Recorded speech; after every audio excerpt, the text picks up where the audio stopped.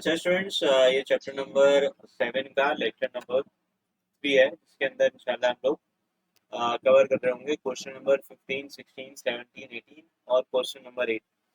देखिए, मैंने आपको ये क्वेश्चन नंबर 14 तक लास्ट लेक्चर तक कवर कर दिया था। अब क्वेश्चन नंबर 15 के अंदर बेटा आपसे कहा जा रहा है find the coordinates of in centre of a triangle whose angular points are respectively। देखो, आपको वर्टिसेस डिफाइन है यहाँ पे एल, एम और एन। इन सेंटर वैसे होता क्या है, डेफिनेशन पहले समझते हैं। देखो, अगर मैं इन सेंटर की बात करूँ तो इन सेंटर होता है point of intersection of internal bisector of an angle, यानी कि तीनों एंगल के अगर हम इंटरनल बाइसेक्टर ड्रॉ करेंगे तो जो उनका इंटरसेक्शन होगा वो एक पॉइंट होगा और वो उस इन सेंटर कहलाएगा। भाई, तीनों एंगल में ये ब्लू लाइन बन रही है, तो यहाँ पे तीनों एंगल पे एक आपने इसको बाइसेक्ट किया हुआ, यानी कि हाफ किया हुआ। अब देखो, यहाँ पे वर्टिसेस ए के कोऑर्डिनेट्स x1 y1, बी के कोऑर्डिनेट्स x2 y2, सी के कोऑर्डिनेट्स x3 y3 होगा।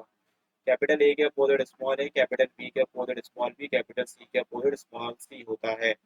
इन सेंटर के कोऑर्डिनेट्स हैं आपके पास A X one plus B X two plus C X three upon A plus B plus C, और A Y one plus B Y two plus C Y three upon A plus B plus सी।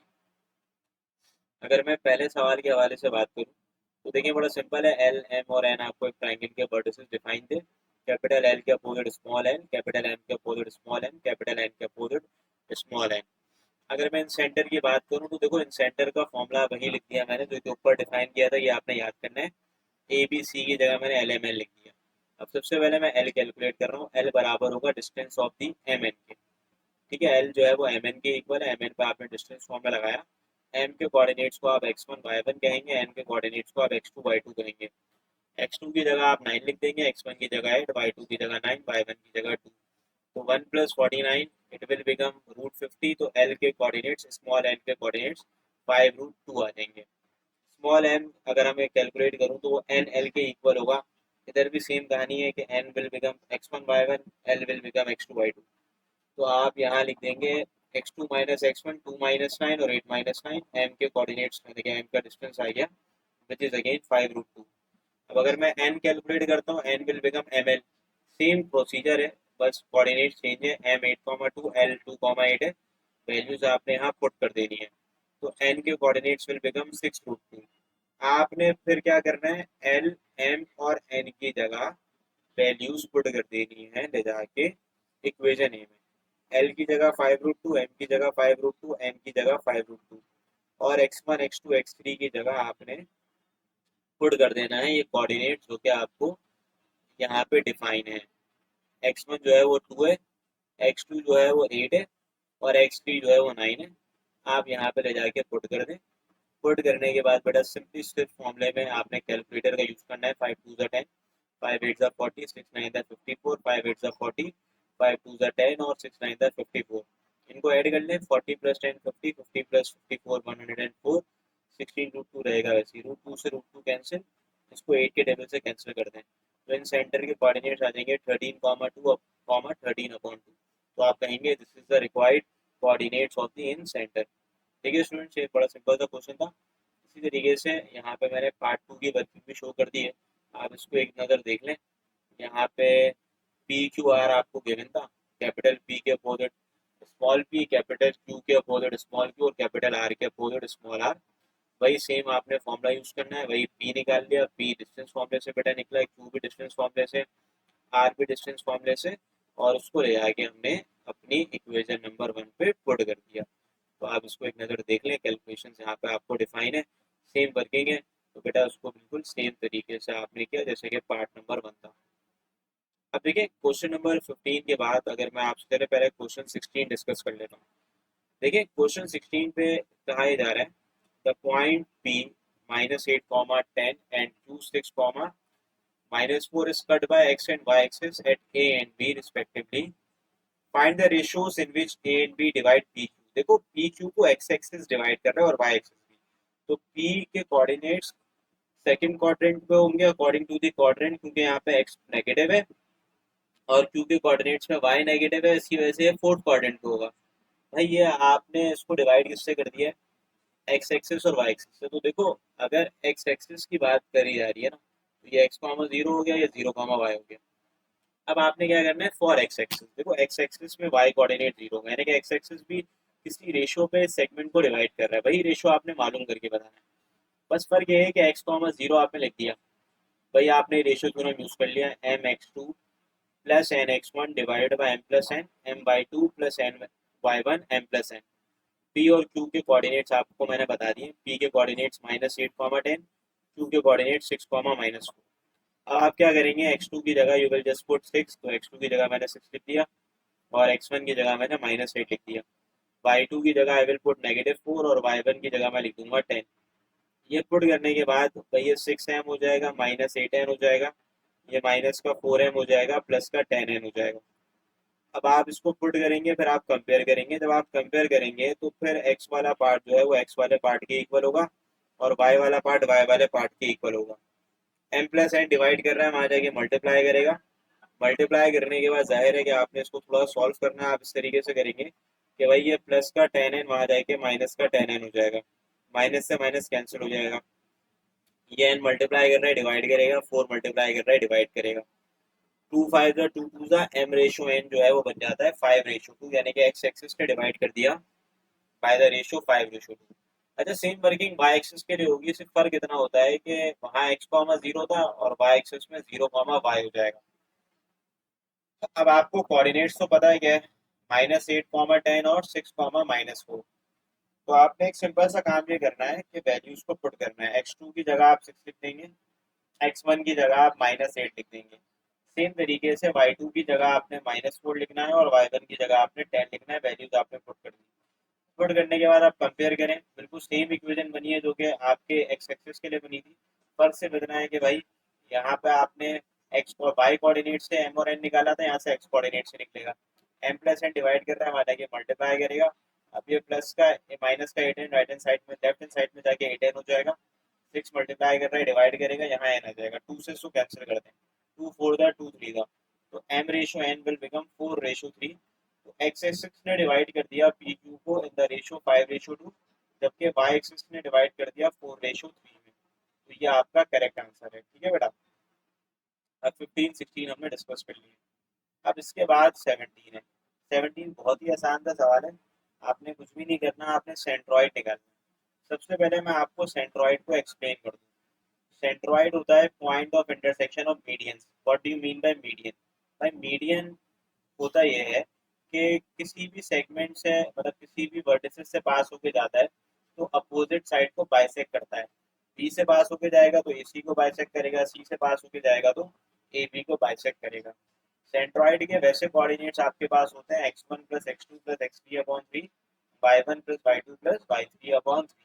देखो centroid निकालना सबसे आसान है, आपने कुछ भी नहीं करना, फॉर्मूला लगाना है। तीनों वर्टिसेस गिवन है, पहले वाले वर्टिसेस के कोऑर्डिनेट्स को x1 y1 कहेंगे, दूसरे वाले वर्टिसेस को x2 y2 और तीसरे वाले वर्टिसेस को x3 y3 कहेंगे। तो x1 की जगह 1 लिखेंगे, x2 की जगह 2 लिखेंगे, x3 की जगह 5 लिख देंगे, y1 की जगह 3, y2 की जगह 7, y3 की जगह 6 लिख देंगे। तो ये 8/3, 16/3, this is the required coordinates of the centroid बेटा। अच्छा अब इसी के आगे ना हमारे पास लिखा हुआ है क्वेश्चन नंबर 17 के बाद 18। 18 वैसे ना हम पहले भी कर चुके हैं, क्वेश्चन नंबर 8 या 9 था, जिसके अंदर k की वैल्यू निकालनी थी। बिल्कुल सेम सवाल है, देखो a straight line passing through the point 7, 9 and -1, 1 लिखा हुआ है, find the point in the line उस ऑर्डिनेट इज 4। ऑर्डिनेट का मतलब होता है वाई कोऑर्डिनेट। भाई पॉइंट का वाई कोऑर्डिनेट 4 के इक्वल है, एक्स कोऑर्डिनेट हम नहीं जानते, उसको हम एक्स टी कहेंगे। सेगमेंट के एंड पॉइंट्स आपको गिवन है 7, 9 और -1, 1। तो आपने रेशियो थ्योरम अप्लाई किया और रेशियो थ्योरम अप्लाई करने के बाद इस पॉइंट जो भी होगा वो आपके सेगमेंट ए बी को डिवाइड करेगा ही करेगा ना। तो आपने भाई तो रेशियो मतलब वो पॉइंट बताना है, तो उसके लिए रेशियो चाहिए होगा पहले। तो मैं क्या करता हूँ, पहले ना डिवीजन पॉइंट हमारे पास x, 4 है जाहिर है, यहाँ पे मैंने रेशियो थ्योरम लगा दिया। भाई ए के कोऑर्डिनेट्स x1 y1 हो जाएंगे, बी के कोऑर्डिनेट्स x2 y2 हो जाएंगे, यहाँ ले जाके पुट कर दें। x2 की जगह आप -1 लिखते हैं, x1 की जगह आप 7 और y2 की जगह आप 1 लिखते हैं और y1 की जगह मैं लिख देता हूँ 9। ये लिखने के बाद ये -m + 7n हो जाएगा, ये हो जाएगा m + 9n। अब आप क्या करेंगे, बाय कंपेयरिंग। जब आप बाय कंपेयरिंग करेंगे तो x वाला पार्ट x वाले पार्ट के इक्वल, y वाला पार्ट y वाले पार्ट के इक्वल हो जाएगा। अच्छा, अब यहाँ पे m प्लस एन डिवाइड कर रहा है, वहां जाके मल्टीप्लाई करेगा ना, तो मल्टीप्लाई करेगा तो ये हो जाएगा 4m प्लस 4n और ये हो जाएगा m प्लस 9n। प्लस का m आ जाएगा माइनस का हो जाएगा, प्लस का 4n आ जाएगा माइनस का हो जाएगा। 4m माइनस एम 3m के इक्वल है, 9n माइनस 4n 5n के इक्वल है।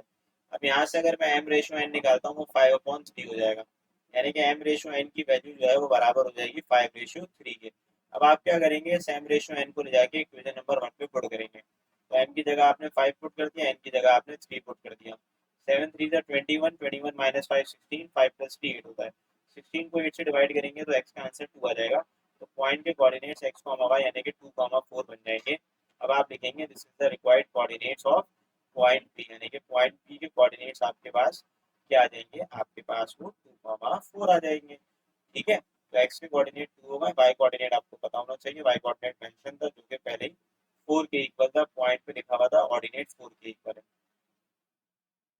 अब बेटा क्वेश्चन नंबर 8 मैंने आखिर में करवा रहा था क्योंकि थोड़ा सा लेंथी क्वेश्चन है, तो उसको मैं आपको समझा देता हूँ, ये भी कोई मुश्किल नहीं है, आसानी है। खैर देखो यहाँ पे ना लिखा हुआ क्या है, लिखा हुआ ये है the points p q and r are the mid point of the sides of a triangle find its vertices. यानी कि आपको ट्राइंगल के मिड पॉइंट गिवन है, आपने वर्टिसेस मालूम करके बताना है। तो वर्टिसेस को आप ए बी और सी कह लें, ए के कोऑर्डिनेट्स ए कॉमा बी, बी के कोऑर्डिनेट्स सी कॉमा डी और सी के कोऑर्डिनेट्स ई कॉमा एफ हो जाएंगे। सबसे पहला काम आप ये करेंगे, आप कहेंगे पॉइंट पी जो है वो ए बी का मिड पॉइंट है। पी -2, आपने मिड पॉइंट का फॉर्मूला लगा दिया। वर्टिसेस ए और बी आपको गिवन है, आपने पुट कर दिया। पुट करने के बाद देखो ए के वर्टिसेस पता नहीं है, उसको मैंने ए कॉमा बी बोला है, बी के वर्टिसेस को सी कॉमा डी बोला है और सी के कोऑर्डिनेट्स को ई कॉमा एफ बोला है। तो पहले मैं पॉइंट पी का मिड पॉइंट निकाल लगाऊंगा, उसमें बेटा दो इक्वेशन बनेगी। इस पे हम मिड पॉइंट लगाएंगे, दो इक्वेशन बनेगी। इस पे हम मिड पॉइंट लगाएंगे, दो इक्वेशन बनेगी। फिर इन सबको हम साइमल्टेनियसली सॉल्व कर लेंगे। तो मैंने देखो एक एक करके इक्वेशन फॉर्म कर दी। लाइक पॉइंट पी से बन गई दो इक्वेशन, इक्वेशन 1 और 2।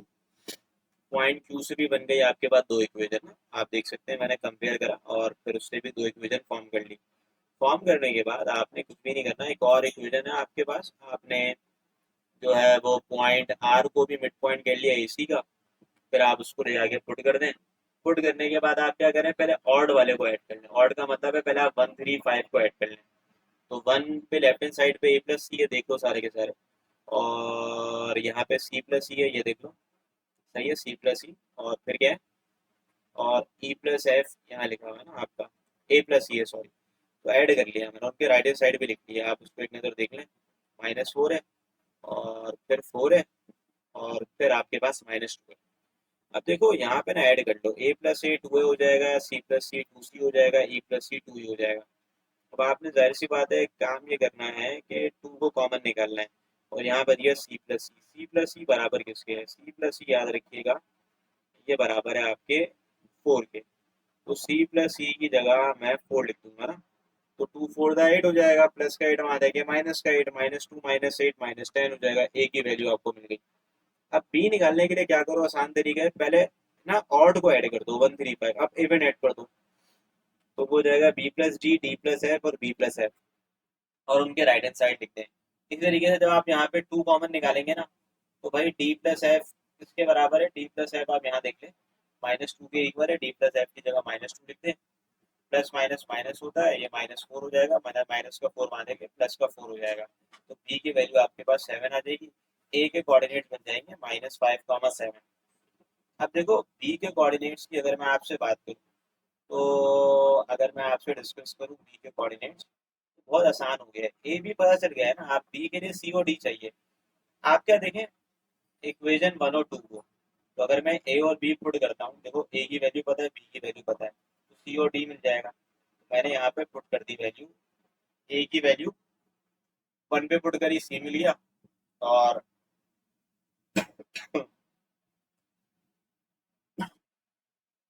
बी की वैल्यू यहाँ पुट करी, डी मिल गया, तो पॉइंट बी भी आ गया। अब इस सी डी को ले जाके आप 3 और 4 पे पुट कर दें, पुट करेंगे आपको ए और एफ मिल गया, पॉइंट सी के कोऑर्डिनेट्स भी आपको मिल गए। तो रिक्वायर्ड वर्टिसेस आपके पास ए बी और सी के मैंने लिख दिए जो कि -5, 7, 1, -3 और 3, 1 आ गए हैं। ठीक है बेटा, ये आपकी 7.1 जो है वो खत्म होगी।